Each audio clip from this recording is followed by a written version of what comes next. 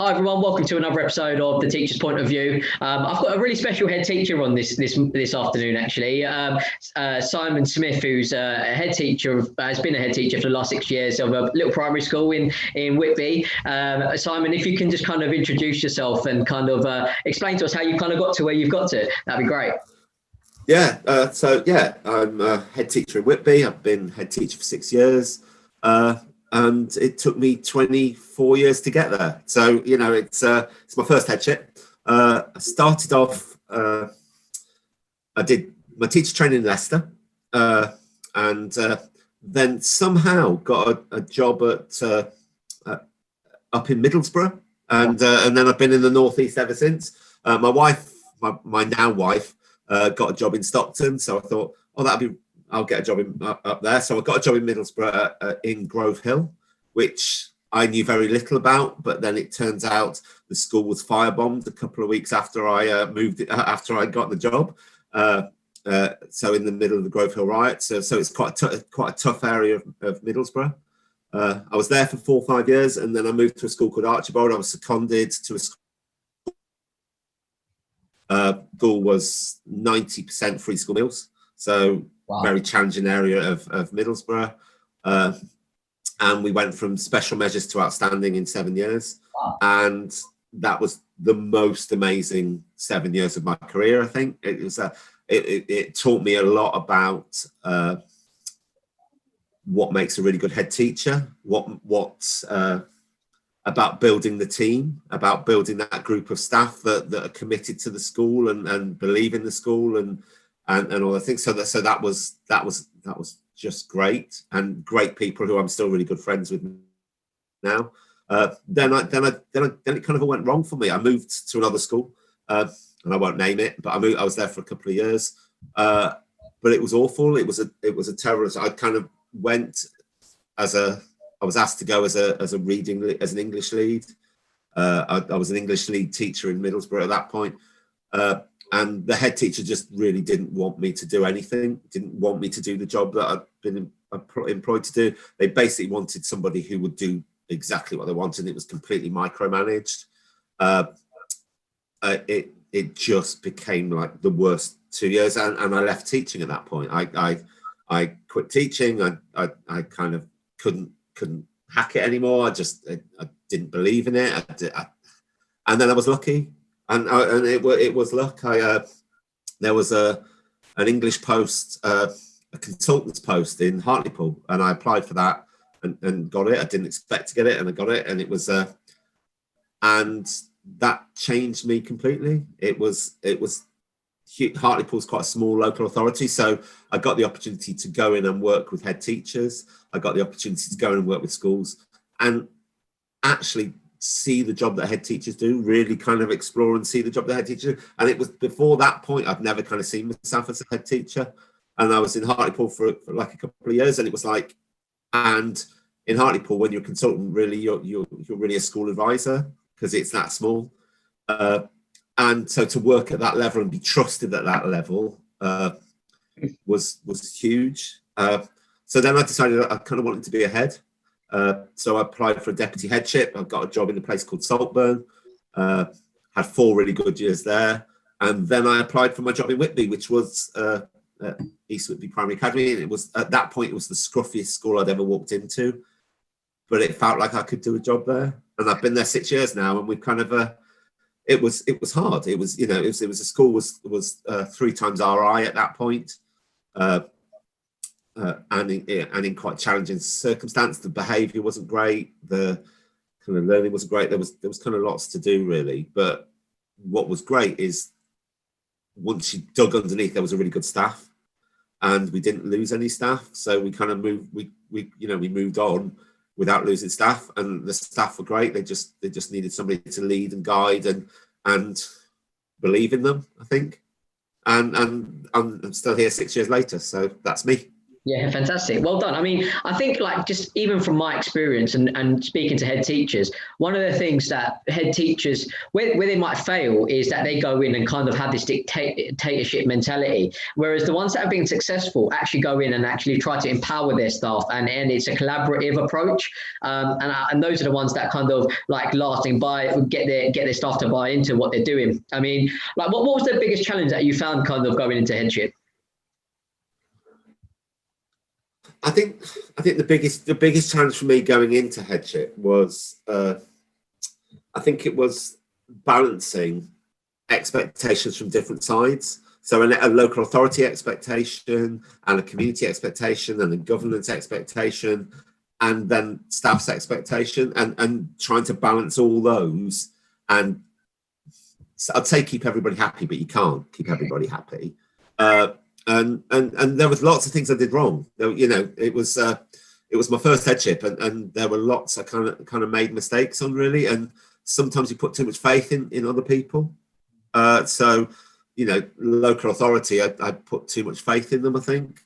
And actually, they did some things that were quite damaging in my first term when I was at school. They were kind of, because the school was in the position it was in, and this is the point when lots of schools were being turned into academies as well.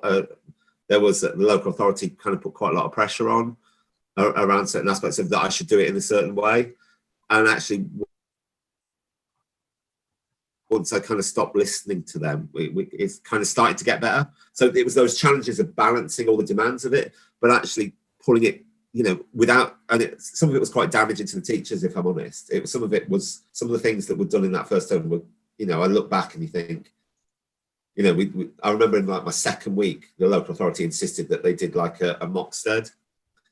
And that was quite damaging to staff, really. And it was written as a way to basically have a go. And it wasn't great. And there's a bit I kind of feel guilty that I let that happen. But I was kind of stuck at that point. Do you know what I mean? It was like, it took me time to stand up for the people in my school. Yeah. And that was the challenge. I think once I started to do that, it started to come around the other way. But it was it was hard. Yeah, I can imagine. I mean, obviously, one of the things that you kind of mentioned through your journey is there was a point where you kind of fell out of teaching because you fell out of love with it, or you didn't believe it in some respects. I mean, like, what kind of led you to that? I think it was having had an experience, like a phenomenal experience of like the 7 years where we went from special measures to outstanding, and see a head teacher transform a school. Yeah. To then move to a school where a head wasn't interested in anybody or anything apart from their own voice and viewpoint, kind of made me disillusioned, really. It every day was a chore to go into the building, and because of that, I think the thing I found is personally I need to be able to lead on aspects and to be trusted. Yeah. And the thing that drove me out of school was the lack of trust, and not being trusted by my head teacher, not being, you know, but nobody in that school was trusted. But for me, that doesn't work. I need to be trusted, and equally in my school, what staff have needed is to be trusted and to be believed, and to strip away the constant micromanagement, things like observations and stuff like that, which had just led out of lack of trust, rather than, you know, I remember discussing observations when I first started, and when we first did the first set of observations, and that fear that observations created in people, it's just not right. And there's no need, because it doesn't benefit, it doesn't move people's practice forward.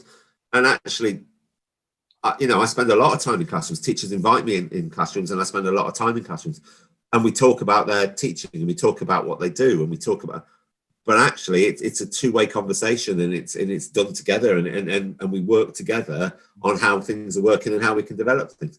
But it's not done in that way of threat that kind of came through, I think, very much from the performance management agenda that was set in like 2012, 2013 around performance related pay and all those things. I think that was massively damaging for a number of staff, I think.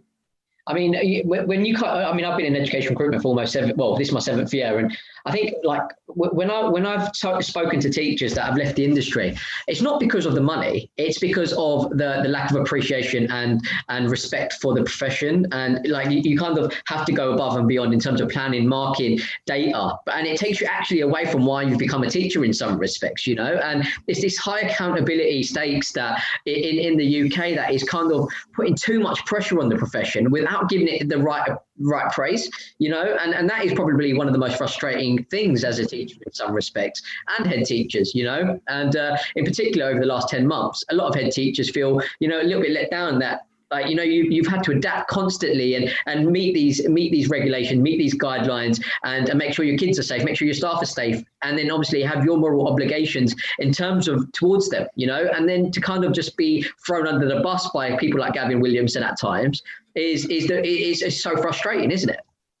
It's been a massively challenging year. I think there's no way of denying that, and I think, you know, I think the bit for me that's possibly the worst is the lateness of everything. So that you know, and the points where actually schools were blamed. You know, it's schools' fault. Schools want to close. Schools want to do this. Well, actually, there's been no point where I've asked to close. There's been no, you know, the first lockdown we closed because actually parents voted with their feet at that point. You know, that's, you know, we, you know, when they said reopen, we were ready to reopen. We jumped through every hoop there, but actually we haven't been supported, if I'm completely honest. You know, we haven't been supported financially. I don't think the guidance has particularly supported safety in schools, and I think that's kind of showing now. I think that the kind of infection rate figures that we're at now stem from what was happening in schools being fully open in December. You know, I think we're, you know, and yet we're constantly told schools are safe. Well, they're as safe as we can make them. You know, schools, you know, schools are safe, but I know my school was hit by COVID, and it wasn't pleasant for the staff in school.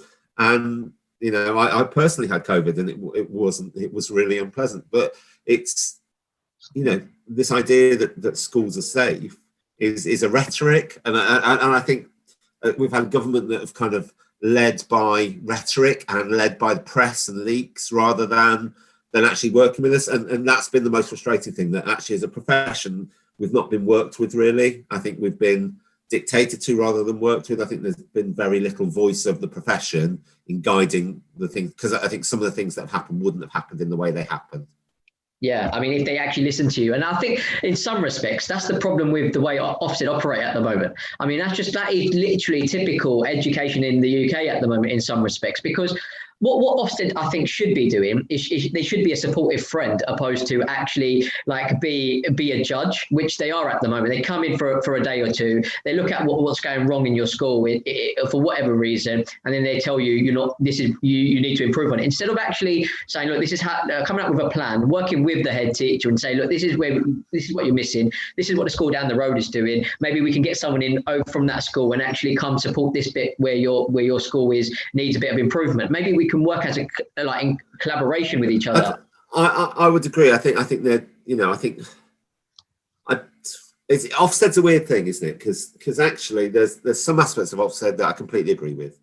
Around their role around safeguarding, I think that's completely right, and actually as schools we should be monitored on that.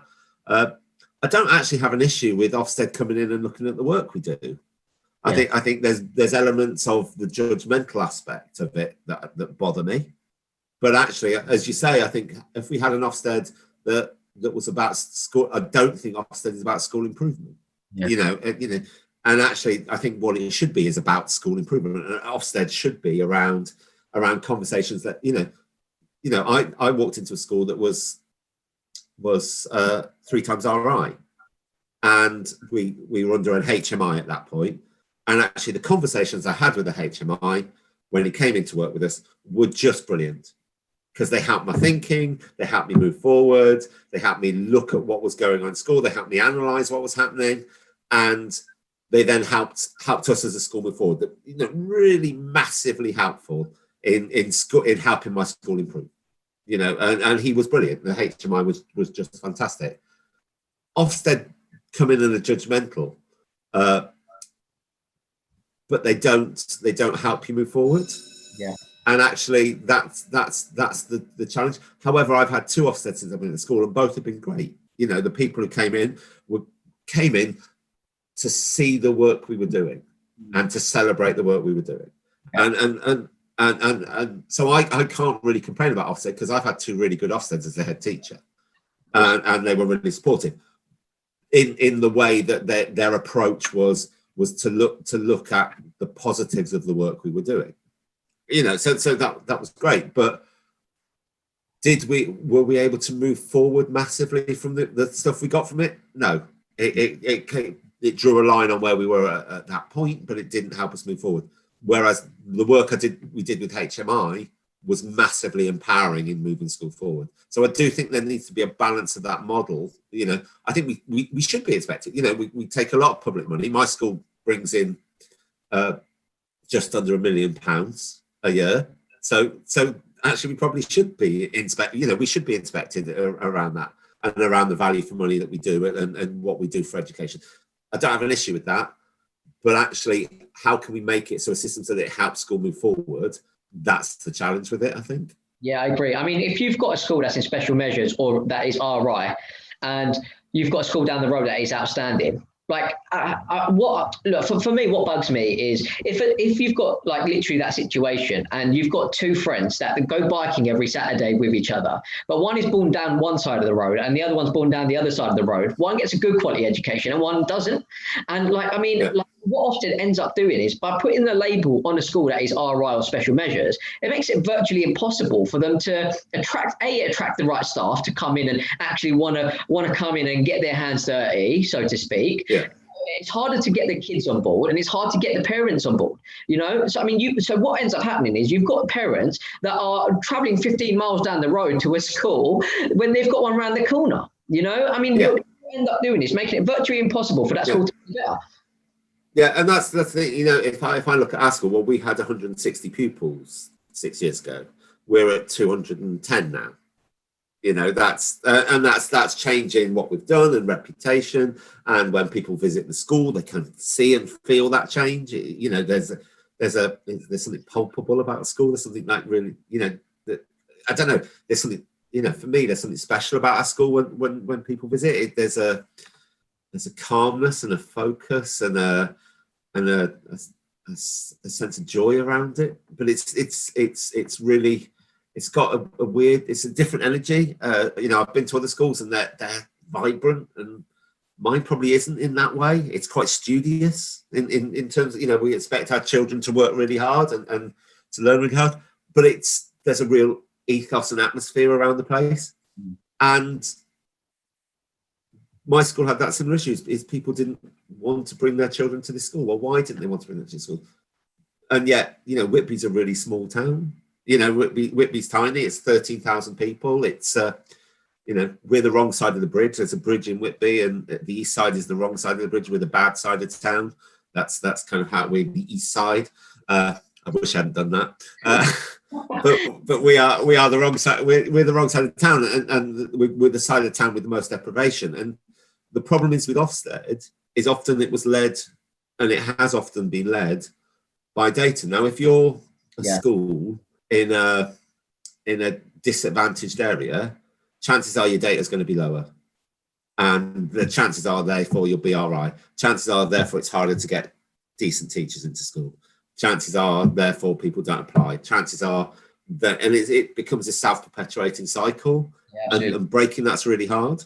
Absolutely. I mean, you only have to look at like the kind of Finland model, because I mean, we don't have to do everything Finland don't do, right? But I mean, one thing I really like about it is, like, imagine you've got Helsinki. Every single school in Helsinki, like a child can go to any of those schools and they know that they're going to get a good quality education. And almost in some respects, what I'd love to see is like all the schools in one area actually collaborating. And if there is like some areas that need improvement, then schools work together and actually help schools improve. So every child has the right to a good education, you know, and I think that's one thing that league tables do is actually cause individuality and hinder collaboration. Yeah, I would agree. I mean, we joined an academy trust, and we started to look. To be fair, before we had our first Ofsted, so we started to look because we kind of knew that if we got another RI, we'd probably be forced anyway. So to have a direction to jump would be right. Unfortunately, Ofsted came too soon, and we got a good. So that was a positive. But we still went ahead and joined the Academy Trust because the Academy Trust we're part of is exactly about that collaboration and about us as a group of schools. We're as good as the weakest school in our trust. And it's about how we share that work, how we collaborate, how we share that good practice, how we develop that good practice, how we provide some consistency. And what's great about it is there's consistencies, but actually you walk into every school and they're all different. Yeah, they all represent their community. We're not a model of we all do this and we all do this. I have complete autonomy over the actions that we take in our school, but there are consistencies and challenge around how we develop our school and how we provide, as you say, that consistently good quality of education for every child as part of that trust. And actually, it's a really excellent model of collaboration. And when the system could get that right and should be getting that right. Yeah, absolutely. And we joined because we're in a small fishing seaside holiday town on the northeast coast, and sometimes that there's a challenge around getting the quality of staffing that you might want in that space, getting the quality of teachers. When I first put adverts out for job, we got like 3 applicants, and 2 had been dismissed from other schools. So that quality doesn't exist in the local area. So if you can't do that, then you've got to build the quality from within. Yeah. And the only way you can do that is by looking outside, because it doesn't grow if you've only got the set things inside. So we had to look outside, we had to look wider, we had to look further to support our staff to develop their practice. Yeah, I mean, it's great. I mean, I work with a couple of trusts that are very similar, like Multi Academy Trust, that they collaborate. I mean, like one trust I work with, they've got 48 schools, so you've got lead practitioners going in, like helping each other and always developing staff, which is brilliant. But then you still got some that aren't a part of the trust that still get left behind, And I'm not saying what you're doing is wrong, and it's no fault of your own. It's just the way that the system. It's a system. And I would agree with you. I think equally, it's still. There are schools that don't get that support and don't get that, and that systemically that's got to be wrong, hasn't it? There was a bit around a local authority model which supported those schools. The problem is they equally became sometimes too. There was too much kind of favoritism in lots of local authorities. So if you were in a set school, then you were promoted up. If you were in another school, you kind of didn't get looked at, and lots of really excellent teachers weren't used for their excellence because they were in the wrong school. And how do you get a model that's about supporting everybody? And some of that is about at the right points in grabbing people from places and letting them shine. Yeah. Do you know what I'm saying? And I think sometimes it becomes a bit nepotistic, I think, and a little bit focused on the schools that they believe are good rather than actually getting in there and I know 6 years ago there was some really good practice in this school, but nobody would have ever come to look at it as good practice. Do you know, because it was in a school that had a really bad rep.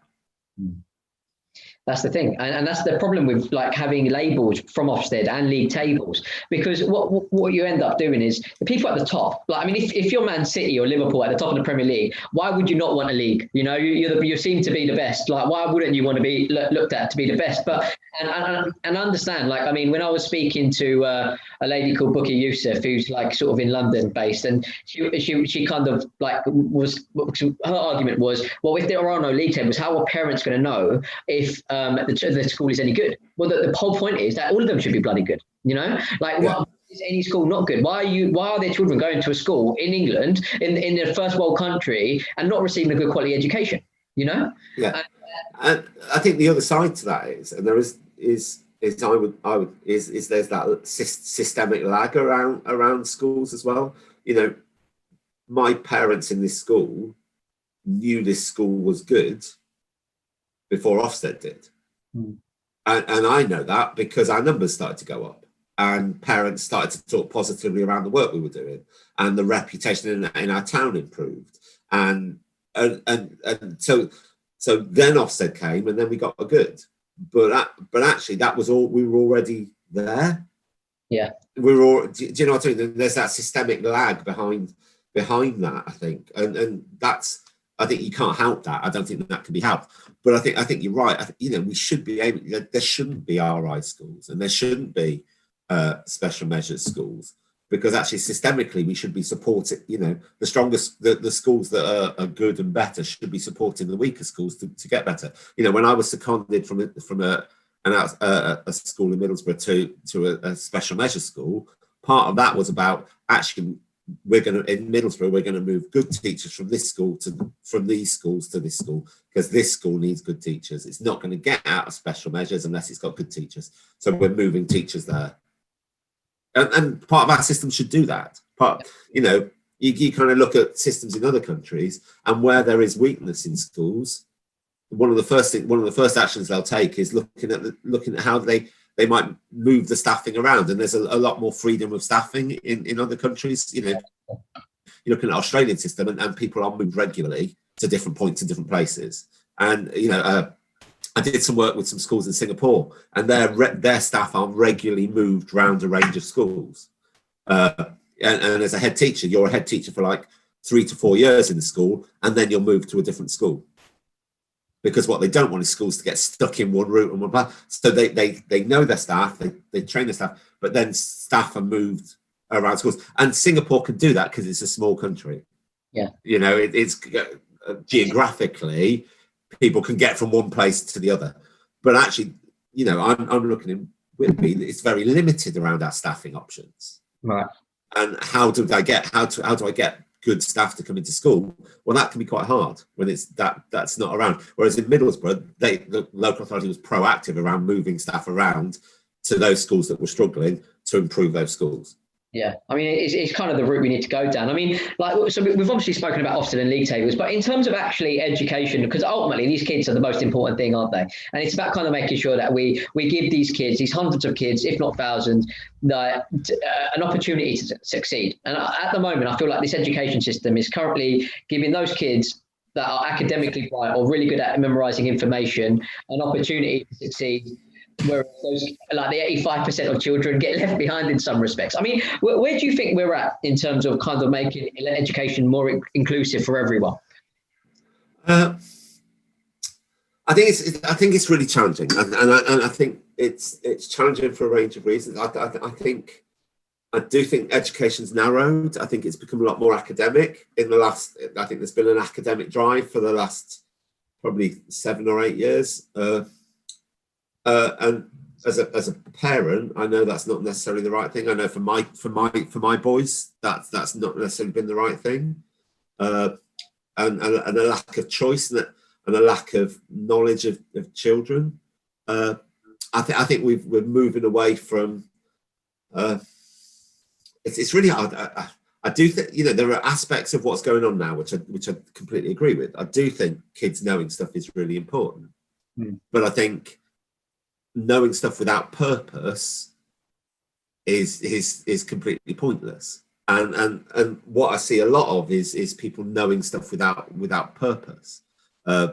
So one of the things that's really important in our school is that the stuff kids learn is used and used, and they use it to challenge, and they use it to think. And I hate this idea of kids as empty vessels that we're just pouring knowledge in, and topping up till it kind of spills out. I think, I know children come into our school every day and know stuff about things that I know nothing about.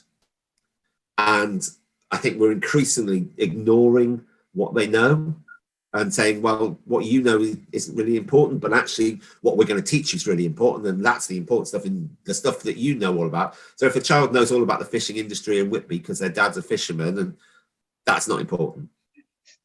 Well, actually, it is important, and it's important to that child. It's important to that family and that family history and that local history, and yet, but we'll tell them all about the Egyptians because apparently that's important. Well, I don't know why it's important, but and so it just seems also sometimes it just seems really arbitrary. I think the curriculum stuff. I see stuff on knowledge organisers, and I see, and it all seems to be an end point rather than a start. And to me, knowing stuff is a start. Knowing stuff is a start of the education process. So getting kids to know stuff so they can use it and apply it and think, and it helps them think and question and challenge. That's education. That's where education needs to be. Yeah. And we do need to know stuff to do that. But I see lots of points where the knowing stuff is the end point. Yeah. And so they'll have a knowledge organizer, and that's the stuff they're going to learn. Well, actually, learning that stuff should be the stuff that then helps you to question and challenge and think. And so for us, our curriculum's quite inquiry based, really. So it's about challenging questions, and it's about children thinking. And we're very, very clear that children need to know this to be able to do this. But actually, when they know that stuff, then it becomes really powerful when they start to think through and you start to challenge with that question. I think we've moved to an education that's about being seen and not heard a little bit, I think, which worries me. And I think talk and dialogic talk and questioning and thought processes and thinking and challenging and a little bit of rebellion, I think is all okay in education and should be in education. And I want children to leave this school inspired to want to learn more. Yeah. Because they then start to think that they can have a power to change things. Because I do think kids can have a power to change things. I think it's more that, if you look at, my school population is 99% white British. That it's what it is. But actually, therefore, there's a really important role around teaching about diversity, teaching about different cultures, teaching about things. So we've been working with some schools in South Africa around understanding their society and understanding how education works there. So I've had teachers go out to South Africa and to explore that. And for us, that's, our children understanding that the world's bigger than Whitby. Yeah. And that there's a bigger place out there, and that it's different, and to be able to manage that, I think is really important. But they won't do that if we don't teach them the right stuff, we don't ask the right questions. Yeah, absolutely. I think you're absolutely. I mean, you raised like 3 or 4 really good points in there. So I'm going to try to remember all of them because there was a lot to take there. But I think one of the things that is quite important, especially in the 21st century, is it's the application of knowledge, because everyone can Google stuff, right? But what a lot of people don't understand is, like, your Google results are very much based on what you've searched before. You're almost like an avatar in the virtual world, and what they target, like Google targets you based on you as a person. So if we type in the same question on Google, we might get a completely different result. So what we need to be teaching children is the application of knowledge, and actually, whatever you read isn't the right answer. Like, it's about you kind of taking that information and then actually what you're going to do with it, and what an exam doesn't necessarily do that, because it's about actually learning the model answer and then trying to put it in an exam. I remember my economics class, my teacher would give us the model answer and say, listen, if you memorize this and put it in an exam, you're going to get an A. I mean, it didn't work because I wasn't naturally very good at exams. I'm more of a vocal person. And if I was to have a debate with somebody, I probably would have beaten them. But it's more based on sitting in an exam in an hour and a half of complete silence, which does not resemble the real world at all, in my opinion. You know? Well, it's I think exams are weird things, because I was always quite good at exams, but I wasn't great at revising. I was like really rubbish at prepping for them. So like my A-level English literature exam, I just learned some quotes. That's all I did. I learned some quotes. Didn't learn model essays. Didn't do anything like that. Went in, did the questions, used the quotes, and backed up my answer. I got an A. Yeah.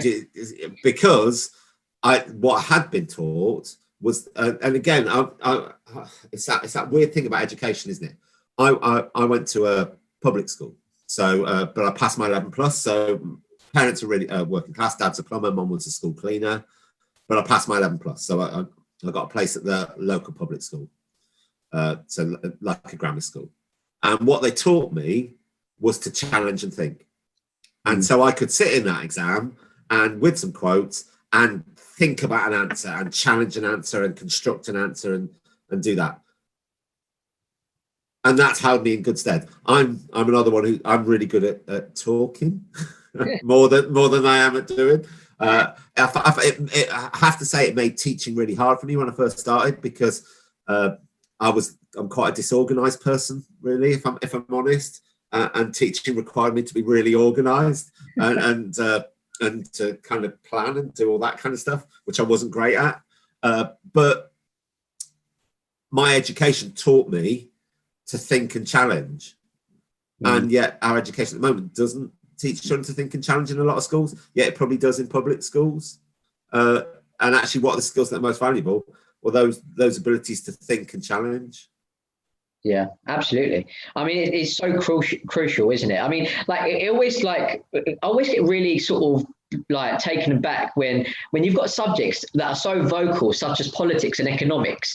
And like, if you're going into politics, like, you kind of, whether you're going to be a lawyer or whether you're going to go want to work in Parliament, I mean, they're very like vocal kind of subjects. So like to learn everything you learn, then to over 2 years, and then to sit in an exam for an hour and a half in silence. I mean, it completely contradicts what the actual reality of that subject's going to be. You know, yeah. I mean, I do genuinely think that critical thinking, the softer skills, the essential skills, the eye contact, the presentation, the collaboration. I mean, these things really need to come into the curriculum, because if in some respects, I feel like kids kind of have that at the beginning, and going through the system, they lose it. I mean, like, yeah. do you think like there needs to be a change in the direction where we kind of do that? I think there's a balance. I think we kind of possibly moved too much the other way, and I kind of look at the Ofsted definition of what is education, and they talk around knowing and remembering more stuff. Well, I think that's a pretty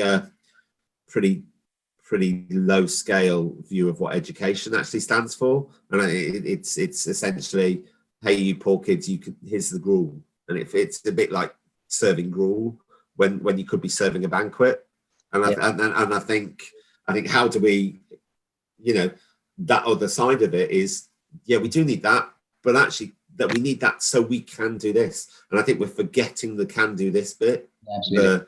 The which you talk about, you know, like the critical thinking. Well, you know, it's really hard to do critical thinking if you don't know stuff.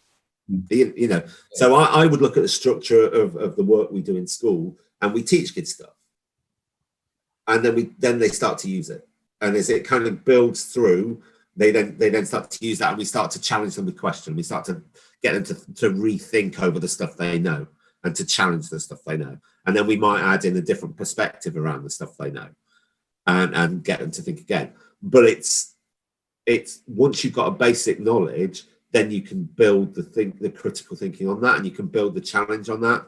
But I think lots of people are seeing the knowing and remembering stuff as the end, when I just think that's the start, and it's not, and it's a pretty meager educational offer if I'm completely honest. And so I do think it needs to be more than that. I do think we need to be teaching children those skills to be successful as well. You know, I think, you know, to be able, you know, some people talk around, people have spoken, and I've seen it kind of on Twitter and stuff around to be able to hold conversations around know stuff, so they can hold conversations. Well, actually, that's not, knowing stuff's part of it, but actually you need to teach children to have the conversations. You need to teach children how to have those discussions. I think talk and thinking is a much underused element in our schools at the moment. And I think, and we've stepped away. You know, there's always, the moment you mention group work, it gets a complete beating on Twitter if you even mention the idea of group work. You know, and yet, while structured group work and talk and discussion is really valuable, drama is really, really important. You know, those things which allow us to see things from other perspectives and in other ways, and that challenges our thinking and challenges our viewpoint. I think are really important. And I think the way education is at the moment, those things are being stripped out. And actually, I think it's to the detriment of the learning that children do, and also to the detriment of society to a degree. I think those things which support children to understand and think and to challenge and to question, I think should be key elements of what our education system should be. Because I think we're in a world at the moment where we need to think and challenge and question what's going on. And to have the skills to do that, and to be able to look at the press and have a viewpoint and an opinion around some of the things that are being written and said. And I don't think we give the children enough skills to do that. And yet in the media world and in the social media world, I think if they're not able to do that, that's where we run risks. I think if we have children who can't be critical thinkers around the things they're reading and seeing, that's when we end up with people being ideologically driven, I think. Yeah, I mean, like how many kids go through school thinking, I mean, I speak to my nephew and nieces at times, and every time I ask them, like, how is school? I mean, they're like, it's boring. I mean, how can you go through 18 years of your life just being bored at school, you know? I mean, like kids should be inspired to want to learn, and we're taking that away from them in some respects, aren't we? I mean, where is the creativity, the innovation, like getting these kids excited about wanting to learn about something and taking them on that journey with them, you know? I mean, I completely agree. And just from perspective of my two boys, I've got two boys. I've got a 17-year-old and now a 21-year-old. God, parent of a 21-year-old. That's scary, isn't it? But yeah, that makes me really old. But yeah, so I kind of look at my boys, and both, you know, were canny in primary. Were excited by primary learning. Secondary, and I know it's probably a bit about secondary, but they kind of lost that inspiration and that drive and that verve to kind of want to learn. They kind of weren't driven, and it was partly because the school didn't know them. You know, they went secondary and they didn't. At no point did they get to my eldest. Constantly had career talks about engineering or joining the army. Well, if you knew my son, you'd know that joining the army is probably the furthest away from the things he would do ever. And he kind of got, you know, they're both quite lucky. They're both relatively able, so they kept their heads down and just gone. But they kind of rolled through. So they survived secondary, I'd say, rather than thrived in secondary. Yeah. And then to see both of them now, you know, I've got my eldest is studying stage combat so learning to hit people with swords, which is really quite exciting, and thrive and passionate about it and working so hard. And then my youngest is studying game design at the BTEC, and again working really hard and really driven and really focused. But actually, that's happened since he left school at 16, and there was no focus and drive. And then he's 17, and then he's fired. And excited and working and learning and all those things. And we've got an education system which is about jumping through the exam hoops rather than actually inspiring and driving. And I think it doesn't always listen to what the children, there's an education system that doesn't listen to children. And there's something wrong there, I think. Yeah, I mean, I don't know if you know who Gavin McCormack is, but he's like a principal of a Montessori school in Australia. I mean, the guy's incredible. I mean, I had him on my podcast on the first season, but he basically took me in this story where he basically went into his school one day, and he basically was meant to teach these girls maths, right? And these girls were like really, really exploring history. I mean, they were literally like loving it. And basically he said, come on girls, like we've got to do some maths. And they were like, look, can we do that tomorrow? Like we're really like interested in what we're doing. And he thought it was the best thing that they could have ever said to him, because like they showed that they were inspired and they wanted to learn about it. I mean, that is what education is about. It's about kind of getting inspired, right? I mean, we focus so much on a regimented system that we end up actually taking away the enjoyment of learning. You know, I live school, and I want children to bounce out of my school. I want children to bounce out and tell their parents, I've learned this and I found this out, and you know, that's what you want children to do. You know, and and I think increasingly we run the risk of losing that. Yeah. You know, we run the risk of, but I think that's because there's no agency. Kids don't have any agency in their education. We're increasingly driving their voice out of the education that goes on in our schools. And without that agency, I think, and purpose, I think without those two things, the education becomes a bit pointless. Yeah. I mean, what's the point of knowing stuff if you're not going to do stuff with it? Yeah, absolutely. I mean, well, I think when you find the child's passion, and they are really pumped up to learn about something, and they see success in it, it's far easier to build on success than it is to build on failure. You know, like, I mean, if a child is constantly doing rubbish in something and that's all you keep doing with them, they're just going to end up hating school and resenting it. But if you actually show them that they can do really well in something, well, actually, it's far easier to replicate success than it is to kind of move away from failure, isn't it? And I left school, like, not really passionate about anything. I mean, but then I found a job that I really love doing, and I'll actually work 60 to 70 hours a week.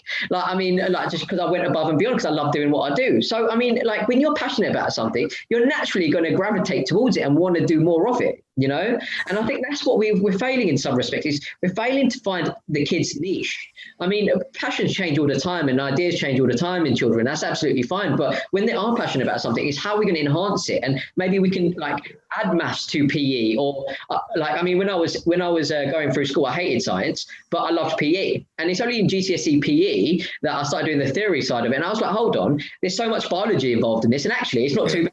So why are we not kind of capitalizing on that to make sure that it's relevant to the kids and get them excited about it? Yeah, well, the thing is, it's like curriculum. I think whatever it is you're teaching, you can inspire kids with it. You can. But a lot of it stems from whether you're bothered about it. Do you know what I mean? I do think people who are passionate about subject, I think often that goes down into the children. But I think sometimes the constraints of the system stops that happening. Do you know what I mean? I think you kind of get to Y6 in primary, and sometimes it stops that joy that can be going on, you know. And I think we've got a system that's set up around stripping some of that joy and passion out of it, and there should be pressures, and there are pressures, but education's more. I think I do think education's more, and I completely agree. I think, you know, when we're really getting it right, you can see the kids, you know, and I get it when you walk into a classroom and the kids are desperate to tell you what they've been learning.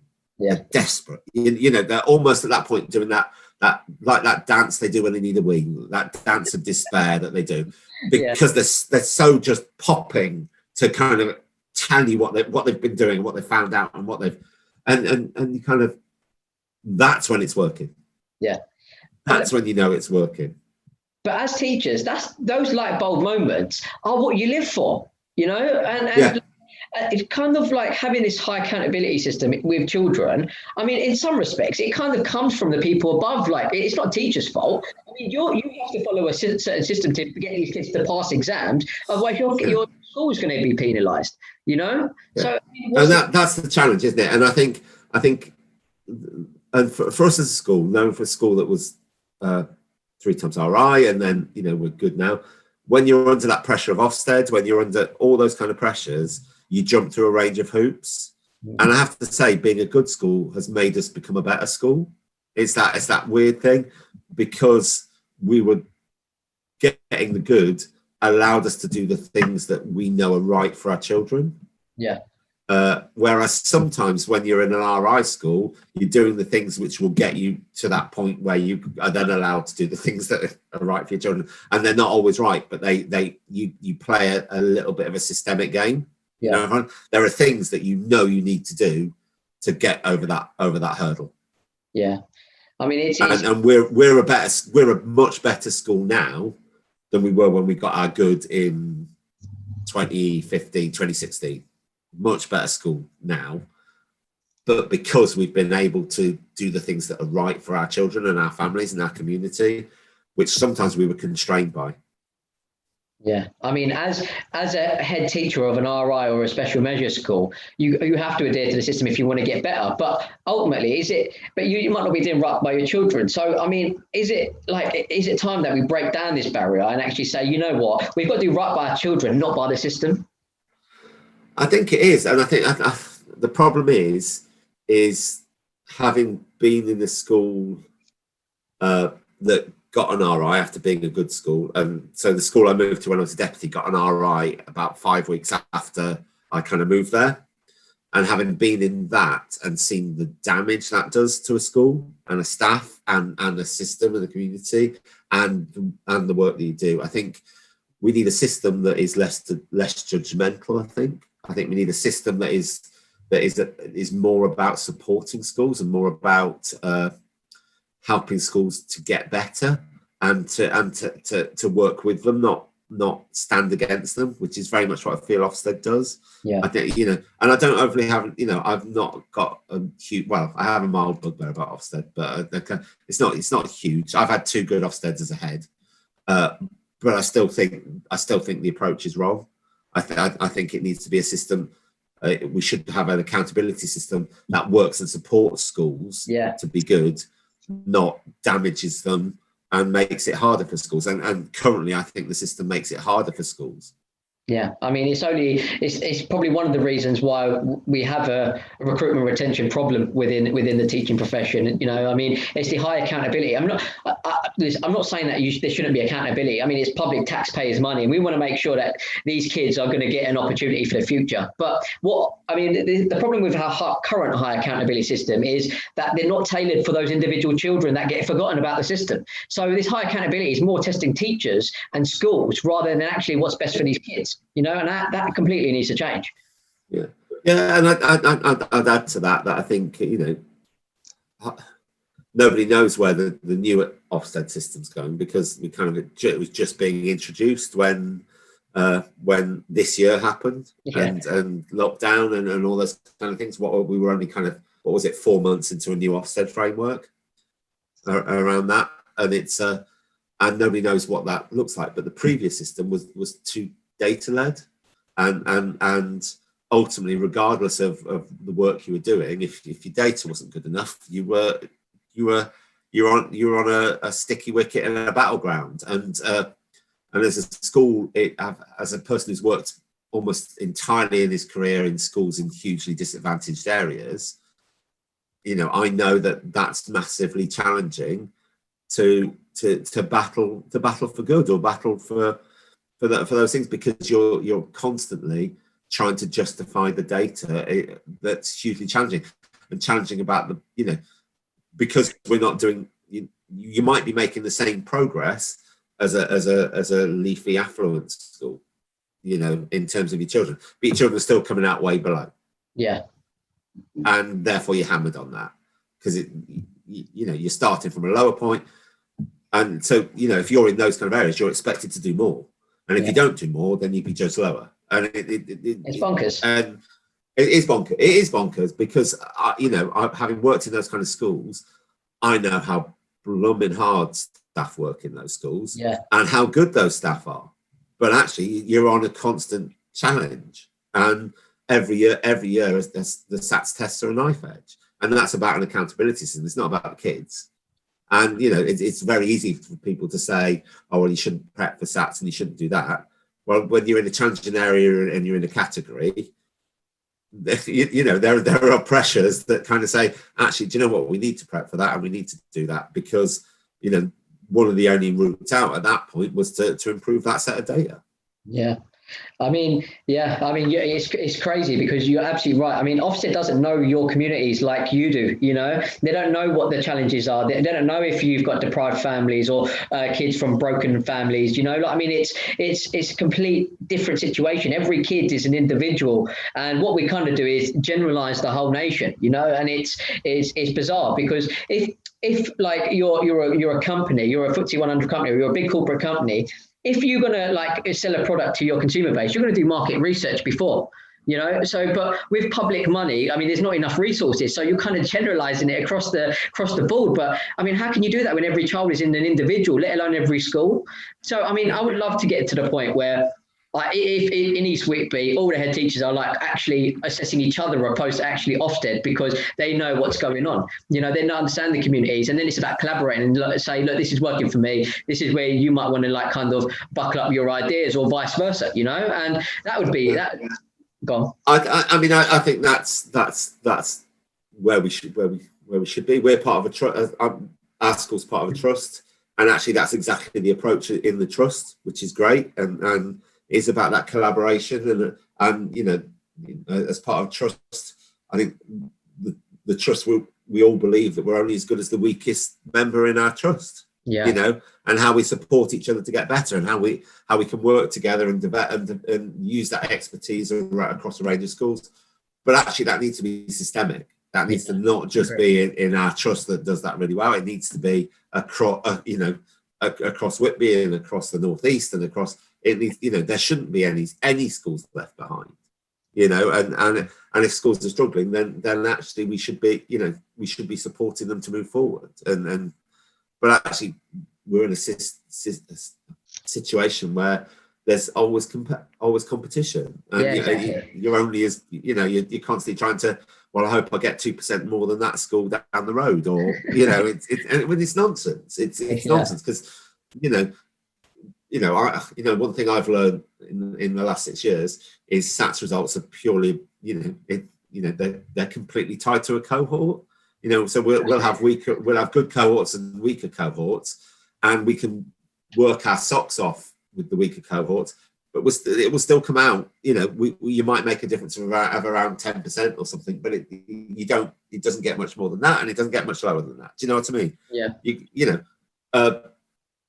And it's that idea that you can fundamentally change these kind of cohorts, but actually, how we get these children to believe in themselves, I think, is the key bit, really, and we kind of lost sight of that, I think. Absolutely. And I think the system means a lot of children can start to feel very negatively about themselves. Yeah, absolutely. I mean, like, you have kids that go through the system, not achieving the grades that they're expected to, thinking that they failed and that now they're not going to have success in life. I mean, how can you go through life thinking that failure is a problem? I mean, in life, when you make mistakes, that's when you really progress and actually learn more about yourself and the way to make a difference than you do by actually only succeeding and following the rules. So we need challenging ideas. Yeah, well, it's like my youngest is dyslexic, and so he struggled with reading through primary, got to the point where he kind of didn't kind of beat himself up really around reading. Reading was a battleground. It was kind of really hard.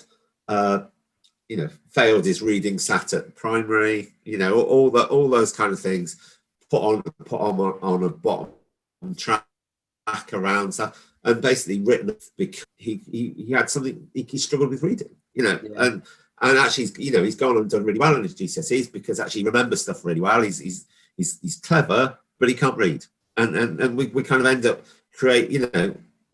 if he wasn't, there are other children like that who, if they didn't have parents who stand up for them and parents who support them and work with them and do all those things, then the system would kind of write them off. Yeah. In another family, my son may not have gone on and got 9 GCSEs or whatever. Do you know what I mean? And that's wrong. Yeah, absolutely. So we've got to be really careful and celebrate the things people are good at and find ways to celebrate and to have an education that allows people to shine. Yeah. Because I don't think it does. We've got a system that writes off 30% of our kids at the age of 16, and that's wrong. Absolutely. You've got 30% of the kids don't get GCSE English and maths, so therefore they're written off. That's not right. Now it's not right as a system, but it's what it is. But I think it's hugely damaging, and I think it keeps people in their place. I think it's just, we have all the talk of levelling up. Our current government talk about levelling up a lot. but actually there's a system which is led by an exam system, which means that some of these children are destined to be written off at the age of 16. Yeah, it's mental. And their options and their choices, and that's wrong. You know, it's a mess. It's a messed up system that writes children off at 16. Yeah, I mean, it's mental. I mean, it's only, look, I mean, look, we've obviously been chatting for over an hour. So, I mean, I won't keep you too much longer. I know you're a head teacher, but ultimately, I think it's very important that we are asking these questions and talking about them, because only by doing so and having enough conversations about this and getting people talking about these kind of topics, are we actually going to be able to collaborate and actually move education forward? And I think it's so important that we start doing this now, because if we go back to an education system that is the same pre-COVID, we're going to miss a trick. You know, we've got this one opportunity to really actually go back to an education system that is better and more inclusive for all children. So, I mean, let's just try and make this happen. You know, let's get people talking.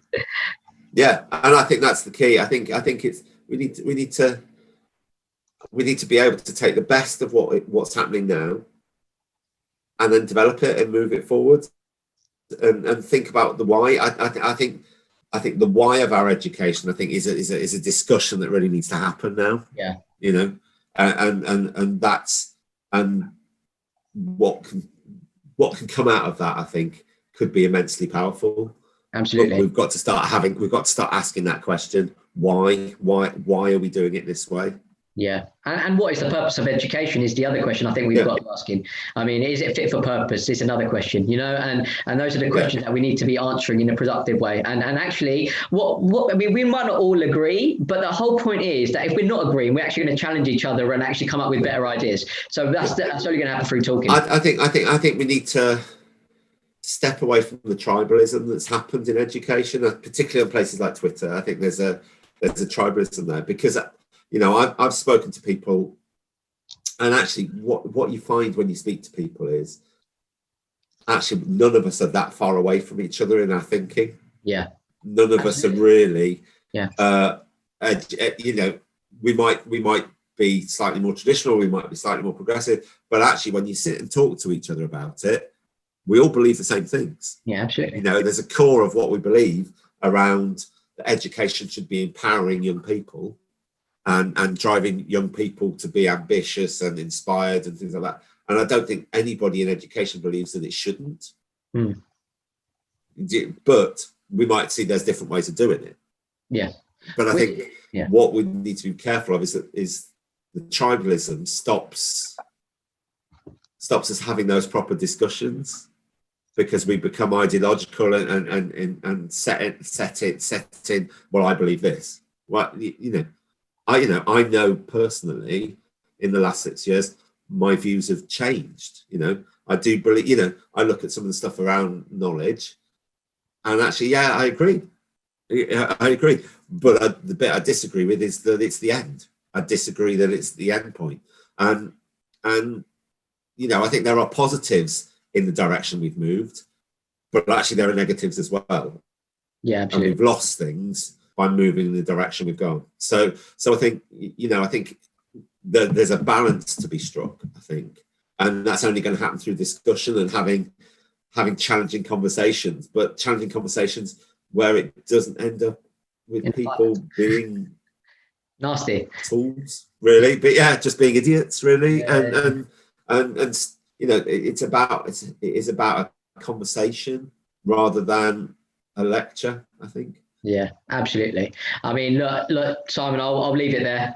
It's been absolutely wonderful to have you on. I mean, I really appreciate you kind of spending a bit more than an hour and having a chat with me. I think you're absolutely right. We need to be having these conversations. So please make sure that we are, you know, like, let's get these conversations out to our networks and actually start asking the right questions, because only by doing so, we're going to make this change. And I just don't want us to miss this opportunity to do it. Yeah, brilliant. Thank you, TJ. Thank you for your time. All right, thanks for coming on, and everyone, thanks for watching. Bye.